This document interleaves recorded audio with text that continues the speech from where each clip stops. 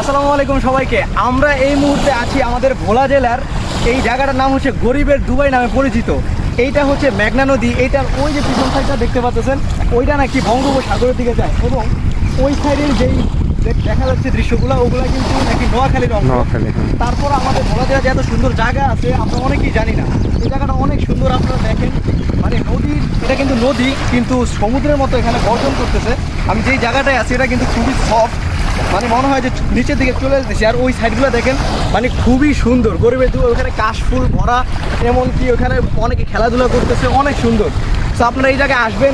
এই জায়গাটা আসতে হলে আপনাদেরকে ভোলা বাস স্ট্যান্ড থেকে যুগির খোলে নেমে একটা অটো নিয়ে সরাসরি গরিবের দুবাই বললেই নিয়ে আসবে।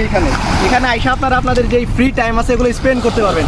আমরা এখন এই যে কাশফুলের যেই বন আছে এটার মাঝখানে আছি মোটামুটি। এইখান থেকে দেখতে পাচ্ছেন এটা কিন্তু অনেক বড় জায়গাটা।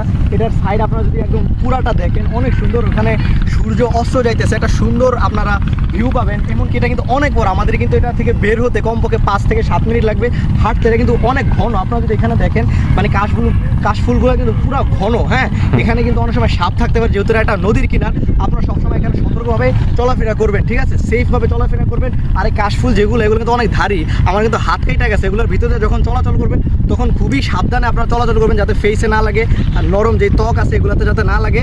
খুবই সেন্সিটিভ জায়গায় যদি লাগে তাহলে কিন্তু আপনারা কাইটা যাবে। এগুলো আপনারা একটু মাথায় রেখে এখানে ঘুরতে আসবেন। থ্যাংক ইউ সবাইকে।